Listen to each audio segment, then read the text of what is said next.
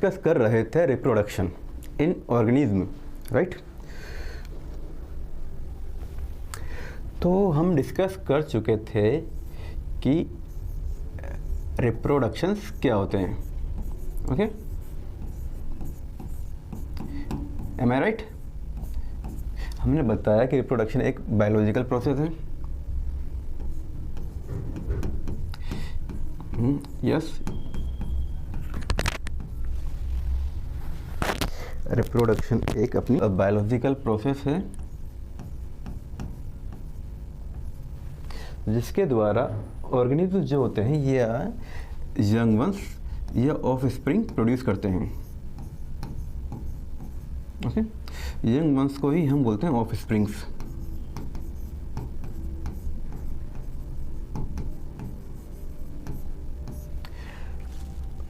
Like उनकी daughter cells, generations, okay. और ये जब रिप्रोडक्शन करते हैं तो ये अपनी सोसाइटी को या अपनी पॉपुलेशन को शो करते हैं, उनकी एग्जिस्टेंस बताते हैं, ओके। उनकी एग्जिस्टेंस को शो करते हैं कि हम भी इस एनवायरनमेंट में सर्वाइव कर रहे हैं। इसके अलावा ये बायोडाइवर्सिटी में अपना रोल प्ले करते हैं, ओके। इसके साथ साथ ये एनवायरनमेंट में, इकोसिस्टम में भी रोल प्ले करते हैं। ये हम रिप्रोडक्शन में बात कर चुके हैं, ओके। इसके अलावा हमने फिर बात करी थी रिप्रोडक्शन के बाद, सॉरी, कि life span, okay. Life span की हमने बात करी थी कि ये वो प्रोसेस है या वो पीरियड है, ये वो पीरियड है, period during birth to natural death,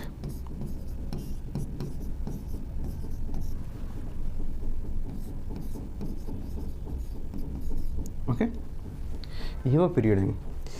ये लाइफ स्पान जो होती है ये किसी भी इंडिविजुअल, किसी भी ऑर्गेनिज्म या स्पीशीज की मैक्सिमम एज शो करता है, ओके। मैक्सिमम एज शो करता है। जैसे हम लास्ट क्लास में डिस्कस कर चुके हैं कि कोई पर्सन कितनी एज तक जीवित रह सकता है। सपोज इंडिया में कोई पर्सन 100 ईयर तक जीवित रह सकता है, वही पर्सन या उसी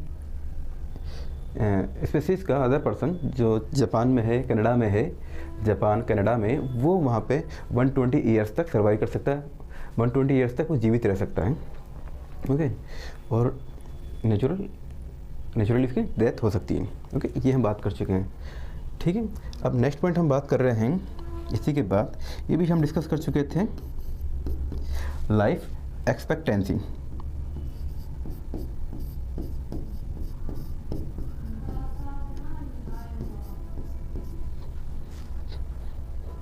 लाइफ एक्सपेक्टेंसी को हम मेज़र करते हैं पॉपुलेशन में, कि पॉपुलेशन में हमारे पास जितने भी पर्सन हैं या जो भी पॉपुलेशन है हमारी, उन पॉपुलेशन में हमारे पास 50% अगर लिविंग हैं,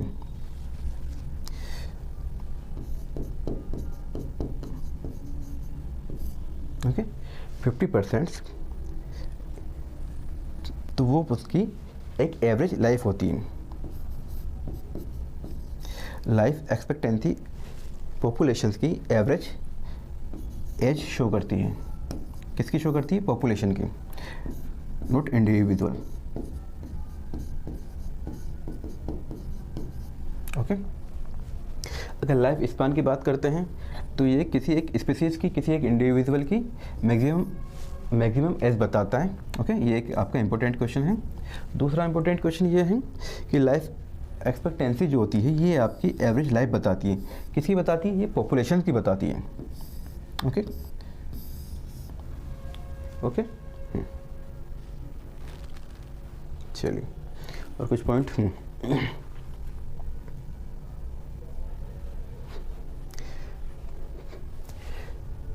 अब नेक्स्ट पॉइंट हम बात करते हैं रिप्रोडक्शन इन कि रिप्रोडक्शन के स्टेज या फिर हम बात करते हैं, रिप्रोडक्शन से पहले हम बात करते हैं लाइफ स्पान के स्टेजेस। ओके, जो हमारी लाइफ स्पान है इसके स्टेज कौन कौन सी है हमारे पास। ओके, इसके स्टेजेस की हम बात करते हैं, लाइफ स्पान की हम बात करते हैं। ओके, लाइफ स्पान में हमारे पास जैसे हमने बात करा रिप्रोडक्शन, ओके, उसी से पहले हम चलते लाइफ स्पान में हमारे पास हम बात करते हैं फर्स्टली हम बात करें बर्थ की। फर्स्ट पॉइंट हमारा बर्थ है। ओके, बर्थ है तो वो अपने अकॉर्डिंग अगर प्लांट्स हैं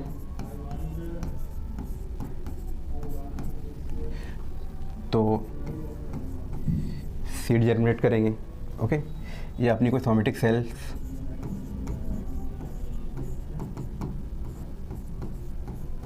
सेल के द्वारा जनरेट करेंगे या प्लांट की जनरेटिव सेल्स के द्वारा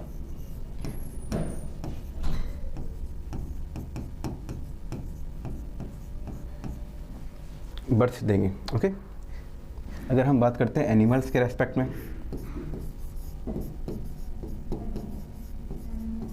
ओके, अब एनिमल्स किस तरह के हैं, ये ओविपेरस हैं, ओके, या विविपेरस हैं।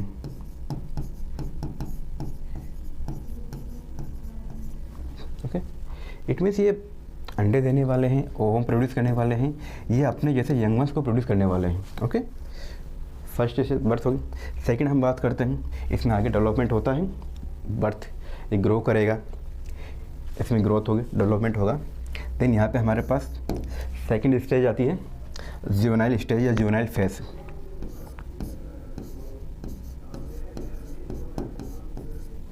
Juvenile stage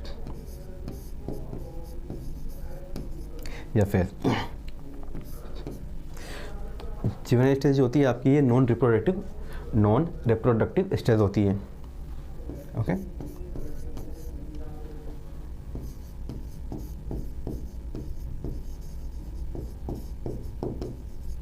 non reproductive stage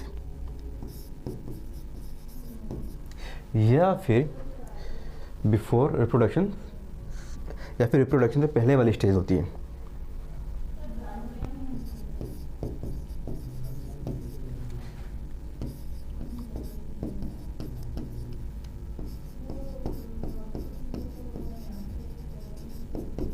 okay, तो फर्स्ट बर्थ हो गई, देन जुवेनाइल स्टेज हो गई। ओके, जुवेनाइल स्टेज जो होती है ये बर्थ के बाद ग्रो कर रही है, बट ये रिप्रोडक्शन से पहले वाली स्टेज होती है, यहाँ पर रिप्रोडक्शन स्टार्ट नहीं होता है। ओके, थर्ड स्टेज की हम बात करते हैं जो कि आपकी रिप्रोडक्टिव स्टेज होती है।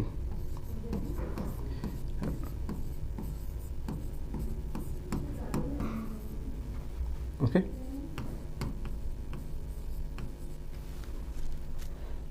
इस स्टेज में आके इंडिविजुअल या स्पीसीज अपने अकॉर्डिंग रिप्रोड्यूस करते हैं, गैमेट का फॉर्मेशन करते हैं, या जो उनकी जो भी mode of replication, mode of reproduction stage होती है, मोड ऑफ रिप्रोडक्शन होता है, उस अकॉर्डिंग वो रिप्रोड्यूस करती हैं।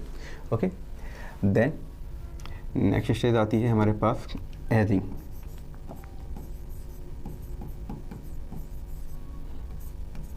ओके, एजिंग में क्या होता है कि यहाँ पे रिप्रोडक्शन हो भी सकता है, नहीं भी हो सकता, बट ये धीरे धीरे यहाँ पे जो मेटाबॉलिक एक्टिविटीज होती हैं सेल की वो धीरे धीरे कम होने लग जाती हैं। ओके, तो ये आपकी प्रोग्रेसिव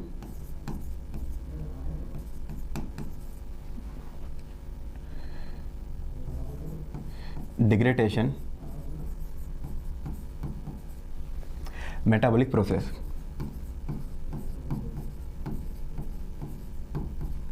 ओके,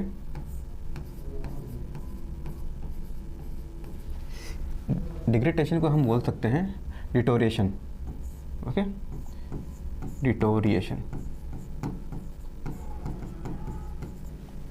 प्रोग्रेसिव मतलब धीरे धीरे या ग्रेजुअली।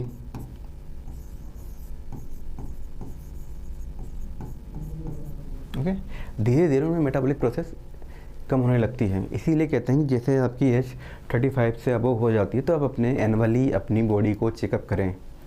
ओके, देन इसके बाद नेक्स्ट स्टेज हमारे पास आती है सीनेसेंस।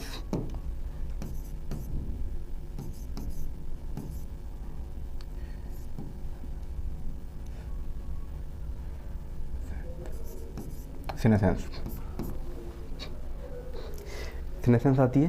सीनेसेंस के बाद जो नेक्स्ट स्टेज आती है वो हमारी फाइनली डेथ होती है, और ये जीवन का एक अंतिम सत्य है।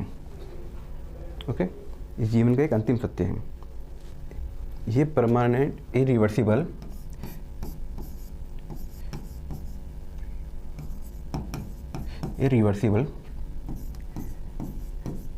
परमानेंट स्टेज होती है जो लीड टू डेथ को।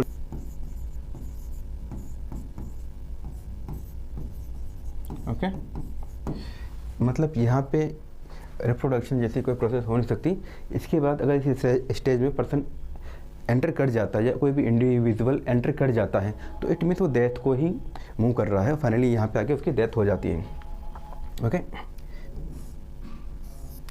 ऐसी कोई सेल नहीं है, मैक्सिमम जनरली ऐसी कोई सेल नहीं है जिसकी डेथ ना हो। ओके, हर एक सेल मॉर्टल है। ओके,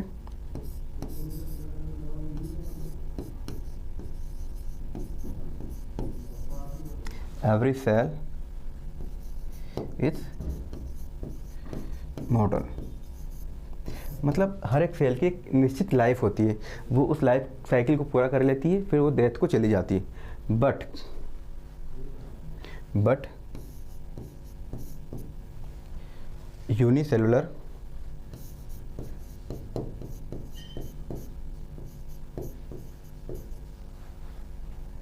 ऑर्गेनिज्म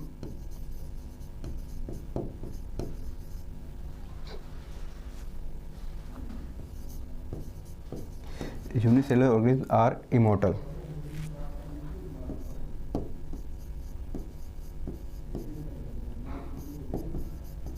ओके, इमॉर्टल, इनको अमरता का वरदान प्राप्त है। इमॉर्टल मतलब अमर, जिनकी डेथ निश्चित नहीं होती, ये मरते नहीं हैं। ओके, क्यों नहीं मरते इनको हम आगे डिस्कस करेंगे। ओके, तो क्वेश्चन ये आ सकता है कि कौन सी सेल है जो मरती नहीं है, वो है unicellular. Okay,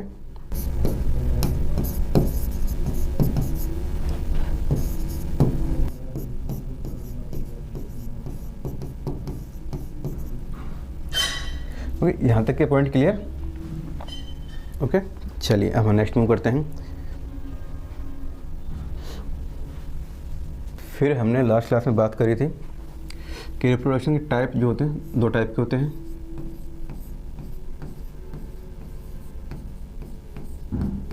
okay,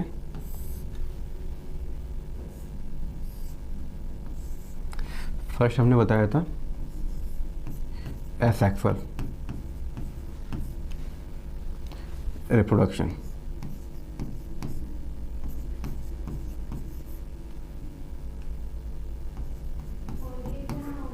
and second बताया था हमने सेक्सुअल रिप्रोडक्शन।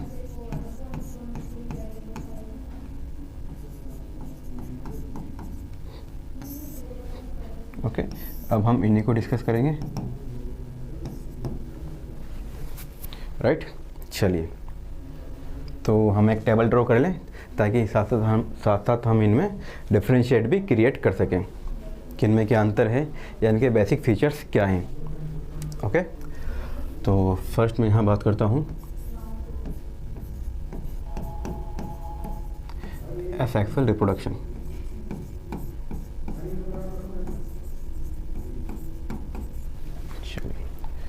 एंड सेकंड है सेक्सुअल रिप्रोडक्शन।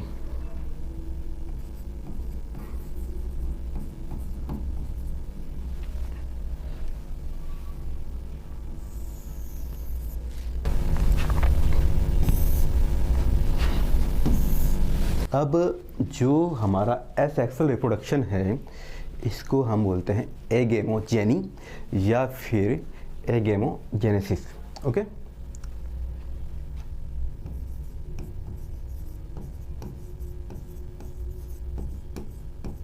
ओके, या फिर इसको हम बोलते हैं एगेमोजेनेसिस।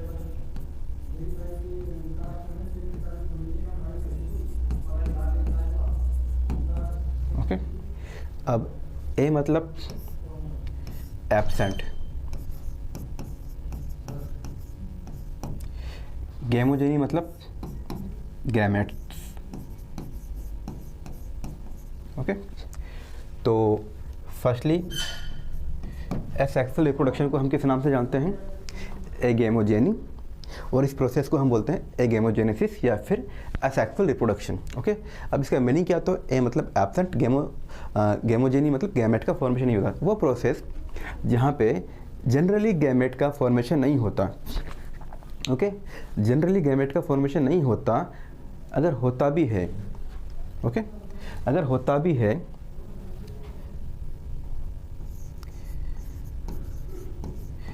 गैमेट का फॉर्मेशन नहीं होता। ओके, गैमेट का फॉर्मेशन नहीं होता। ओके, बट अगर कभी होता भी है तो जब गैमेट का फॉर्मेशन होता है वो विदाउट फर्टिलाइजेशन होता है।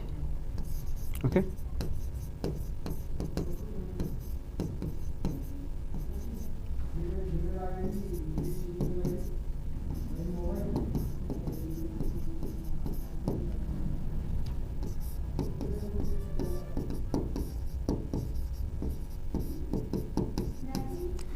मतलब वो प्रोसेस जहाँ पर फर्टिलाइजेशन नहीं हो रहा, और बिना फर्टिलाइजेशन के यहाँ पर गैमेट का निर्माण हो रहा है।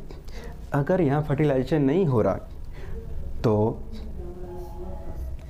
यहाँ पर मियोसिस प्रोसेस परफॉर्म नहीं हो रही। ओके,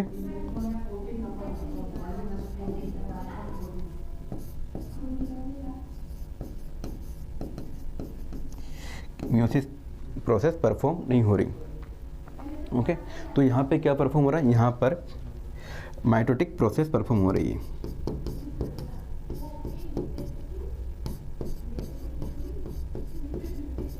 ओके, अगर यहाँ पर ओके ओके चलो ये 3 पॉइंट है अपने पास, 1 2 3। Okay, 3 then 4। तो अब क्वेश्चन ये इंपॉर्टेंट चीज़ें हैं यहाँ पे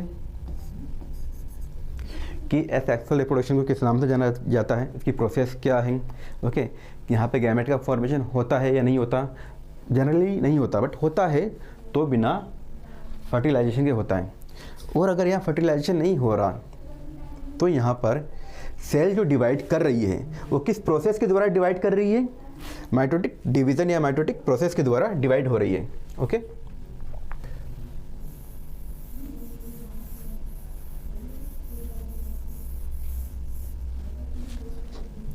नेक्स्ट हम बात करते हैं एम्फीजेनेसिस। ओके, एम्फीजेनेसिस। ओके, अब यहाँ पे जो इन्वॉल्वमेंट होता है इस प्रोसेस में वो सिंगल पेरेंट का इन्वॉल्वमेंट होता है।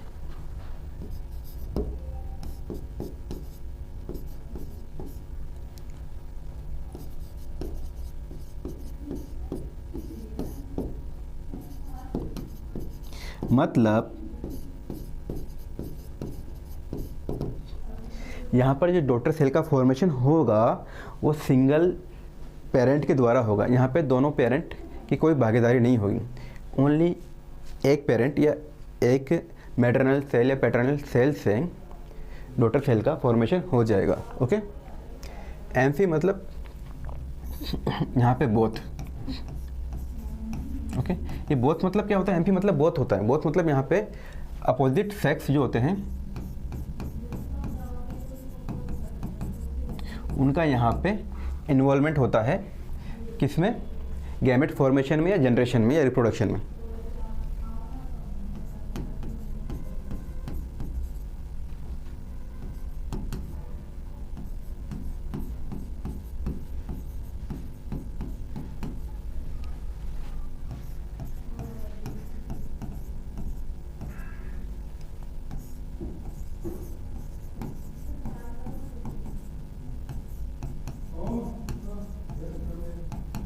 ओके तो यहाँ पे हमारे पास अपोजिट सेक्स यानी कि यहाँ पे मेल एंड फीमेल दोनों का इन्वॉल्वमेंट होता है। ओके और दोनों के इन्वॉल्वमेंट से यहाँ पे गैमेट का फॉर्मेशन होता है। जेनेसिस मतलब gamete formation. Okay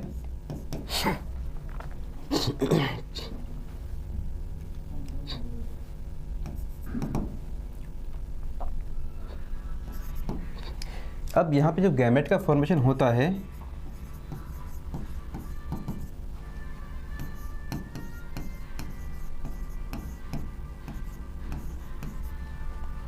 bye fission process, by fusion process. Okay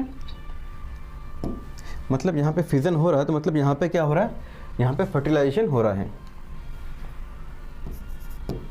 तो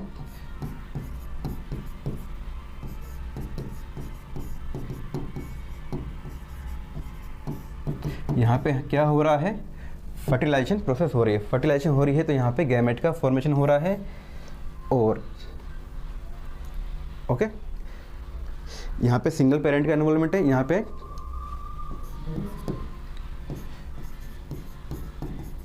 बोथ पेरेंट्स इन्वॉल्व होते हैं। ओके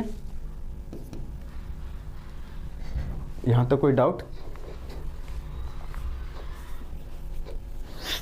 ओके अगर यहाँ फर्टिलाइजेशन हो रहा है और गैमेट फॉर्मेशन हो रहा है तो यहाँ पे हमारे पास मियोसिस, फर्स्टली यहाँ पे हमारे पास क्या होगा, मियोसिस होगा। ओके मियोसिस एक तरह का सेल डिवीजन प्रोसेस है। ओके जिसके द्वारा सेल डिवाइड करती हैं। देन यहाँ पे हमारे पास मियोसिस के बाद माइटोटिक डिवीजन होता है। ओके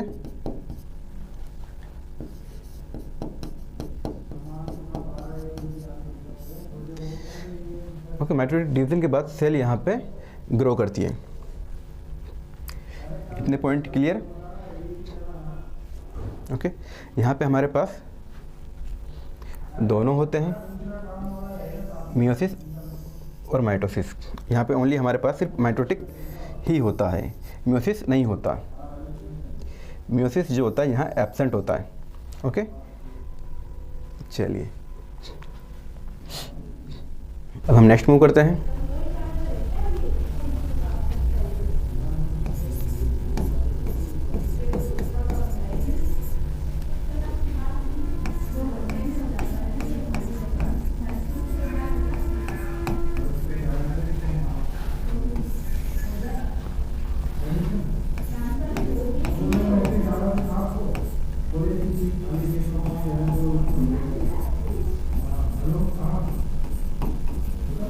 ओके अब यहाँ पे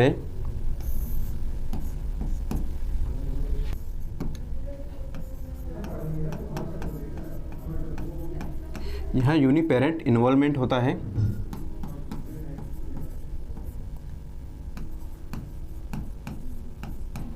इसके कारण जो डॉटर सेल यहाँ फॉर्म होगी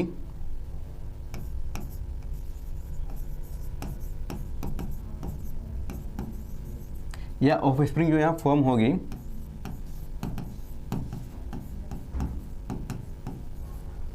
ओके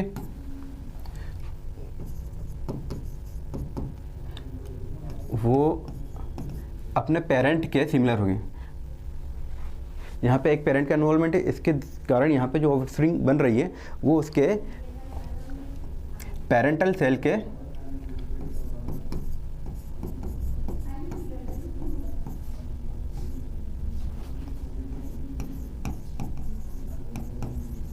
पेरेंटल सेल के सिमिलर होती हैं। तो वो कौन सी रिप्रोडक्शन प्रोसेस है जहाँ पर डॉटर सेल पेरेंटल सेल के सिमिलर होती है?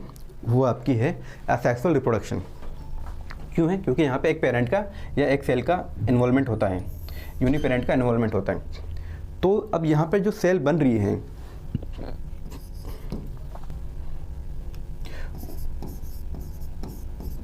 वो शेप, साइज एट्सेट्रा में पेरेंटल सेल के इक्वली होती है, सिमिलर होती है।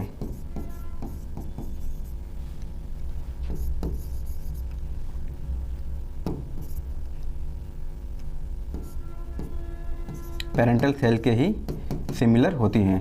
ओके, अब कोई किसी के सिमिलर होता है, कोई किसी के सिमिलर होता है, कोई किसी के जैसा दिखता है, तो हम क्या बोलते हैं? अरे ये तो हूबहू उसकी कॉपी है, यही बोलते हैं। या ये तो उसके जैसा दिखता है, यही बोलते हैं। मतलब ये उसका क्लोन है। तो साइंटिफिक टर्म में हम इन्हें क्या बोलते हैं? ये यहाँ पे क्लोन प्रोड्यूस करते हैं। ओके ओके, सिमिलर बोल दो या आइडेंटिकल बोल दो। ओके, तो ये यहाँ पे क्लोन प्रोड्यूस करते हैं। तो ये वाला पॉइंट इम्पोर्टेंट है कि किस टाइप के रिप्रोडक्शन में क्लोन का फॉर्मेशन होता है। ओके, तो एसेक्सुअल रिप्रोडक्शन में, एसेक्सुअल रिप्रोडक्शन में क्लोन का फॉर्मेशन होता है, राइट। ओके, अगर यहाँ क्लोन का फॉर्मेशन हो रहा है तो यहाँ पर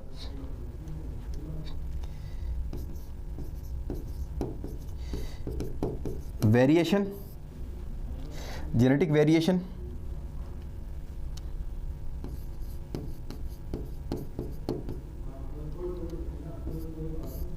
जेनेटिक वेरिएशन नहीं होगा।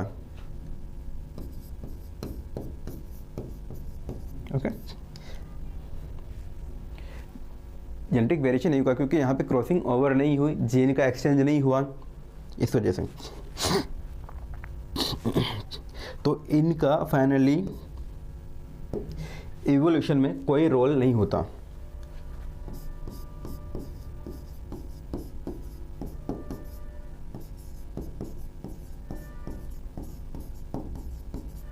ओके, एंड ये पॉइंट्स भी इंपॉर्टेंट हैं। अब फाइनली एक लास्ट पॉइंट इसी में, ये आपके कई बार एम्स नीट एग्ज़ाम में ये पॉइंट आ चुके हैं। इसी के साथ साथ एक पॉइंट और आया हुआ है जो मैं यहाँ मेंशन करता हूँ। ओके, कि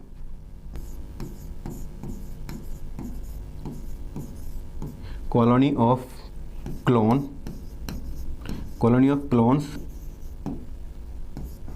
या is known as रैमेट।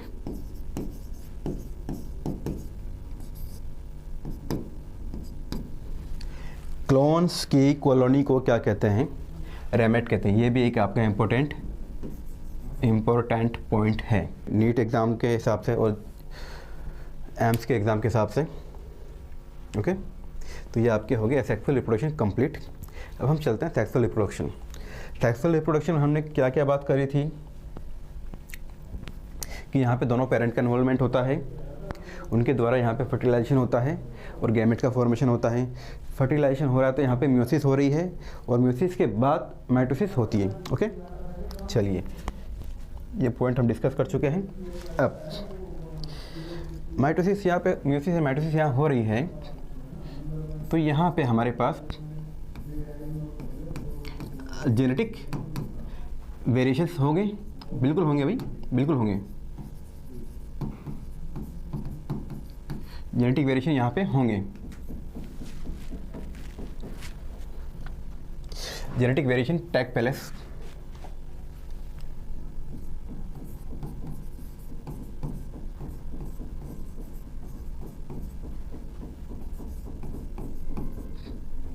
Okay, genetic variation होंगे क्योंकि यहाँ पे जीन क्रॉसिंग ओवर हो रही है।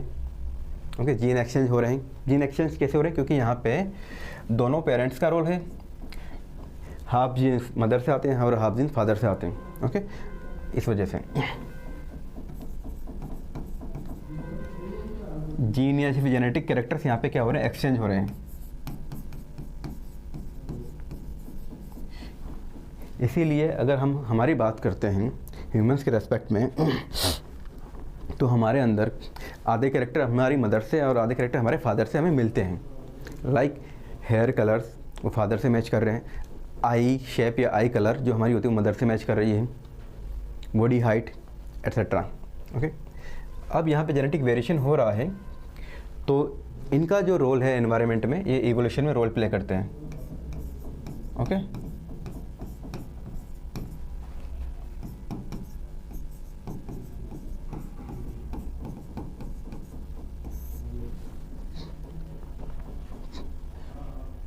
और जेनेटिक वेरिएशन यहाँ पे आ रहा है, तो यहाँ पे हमारे पास क्लोन जैसी कोई स्ट्रक्चर का फॉर्मेशन नहीं होता।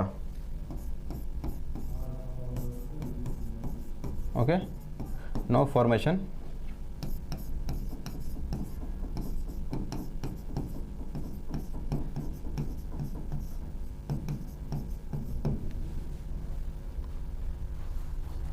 ओके।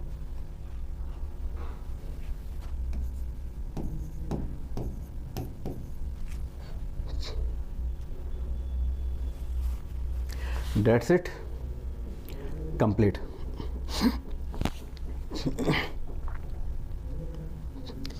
इनके example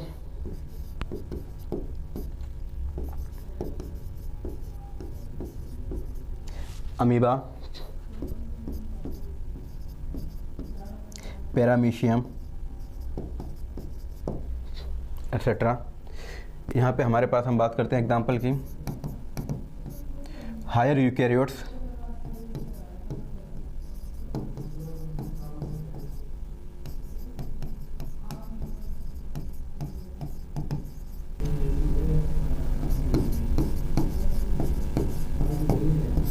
humans. That's it. And last point यहाँ पे लिख सकते हैं कि इस टाइप का जो रिप्रोडक्शन, सेक्सुअल रिप्रोडक्शन जो होता है,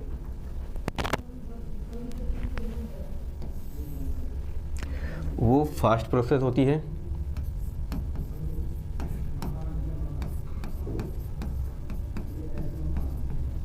और जो हमारा सेक्सुअल रिप्रोडक्शन होता है ये एक स्लो प्रोसेस होती है।